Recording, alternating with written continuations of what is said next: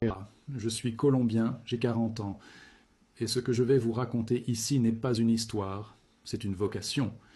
Je ne suis pas un prédicateur, je ne suis pas célèbre, je ne suis pas un prophète. Je suis juste un homme ordinaire, avec une vie pleine d'erreurs et de succès comme la vôtre. Mais que m'est-il arrivé? Tout changé. Aux premières heures du jour, quand j'avais le plus besoin de paix, Dieu m'a donné un rêve. Et ce n'était pas n'importe quel rêve. C'était si réel, si vivant, si fort, que je me suis réveillé en pleurant, tremblant, incapable de parler. Mon âme savait ce que mon corps ne comprenait pas encore. J'avais vu le ciel, j'ai vu l'enlèvement, j'ai vu les anges, j'ai vu comment ils ont emmené les gens, et j'ai vu le désespoir de ceux qui restaient.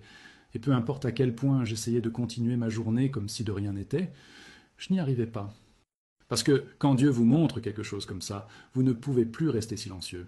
Il faut prévenir, il faut crier, il faut partager, même si c'est juste pour atteindre une âme.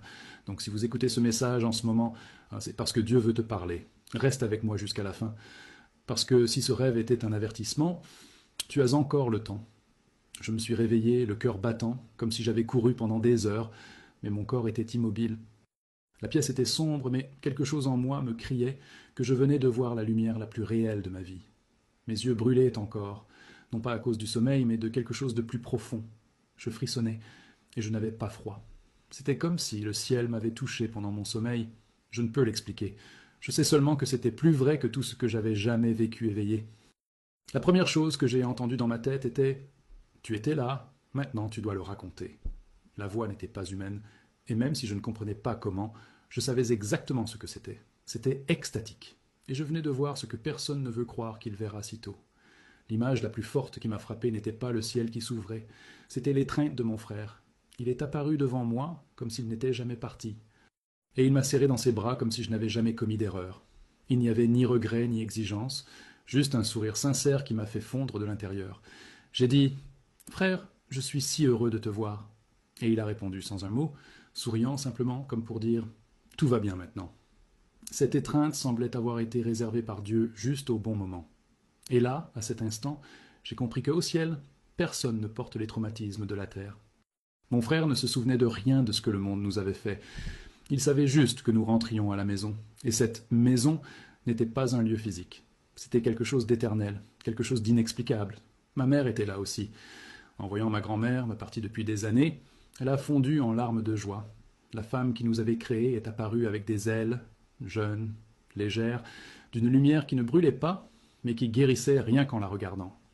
Elle a serré ma mère si fort dans ses bras que c'était comme si toute la douleur de notre famille avait disparu à cet instant. C'était le paradis. Non pas pour les rues dorées, mais pour chaque larme enfin séchée. J'ai vu des gens tout autour, s'embrassant, se reconnaissant, célébrant. Il n'y avait pas de jugement, seulement des retrouvailles. C'était comme si le paradis était un grand retour, et chaque visage reflétait un désir enfin assouvi. Toute la foule était habitée par un même sentiment. L'attente est terminée. Des larmes coulèrent sur mon visage, même dans mon sommeil. Mais ce n'était pas de la tristesse. C'était quelque chose d'incompréhensible. J'ai crié « Jésus revient !» comme quelqu'un qui voit un navire après des années de dérive. Et tout le monde autour de moi ressentait la même chose. Nous avons sursauté, pleuré, et quelque chose en nous disait « C'est maintenant, c'est arrivé ». Je n'avais jamais ressenti une telle urgence et en même temps une telle paix. C'était comme si tout ce que j'avais vécu jusque-là n'avait été que l'introduction d'une histoire bien plus vaste. Et il n'y avait plus de peur. La peur demeurait dans le monde. Ce qui restait, c'était la certitude. C'était la foi transformée en réalité.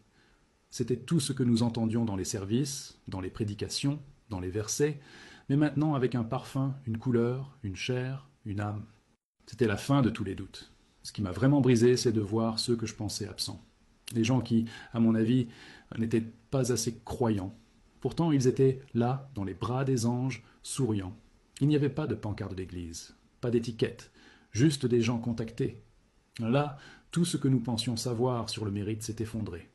C'est là que j'ai compris que Jésus ne vient pas pour ceux qui se croient prêts. Il vient pour ceux qui ont été brisés et qui ont choisi de faire confiance. Ceux qui ont dit « Je ne suis pas parfait, mais je m'abandonne ». Ce fut la scène la plus puissante que j'ai jamais vue de ma vie, car elle a brisé mon orgueil. Elle m'a fait comprendre que le salut n'est pas une question d'apparence, mais de soumission. Je suis revenu de ce rêve tremblante, littéralement. Je me suis redressé dans mon lit, le corps en état de choc. J'avais le souffle court, l'âme dilatée. J'ai essayé d'écrire tout cela, mais les mots me manquaient. La seule chose que j'ai pu dire, toujours en pleurs, c'est « Seigneur, merci de m'avoir permis de voir ». Je savais que ce n'était pas qu'un rêve, c'était un avertissement, un appel, et je ne pouvais pas l'ignorer. Ce jour-là, un sentiment d'urgence nouveau était né en moi. J'avais besoin d'avertir les gens.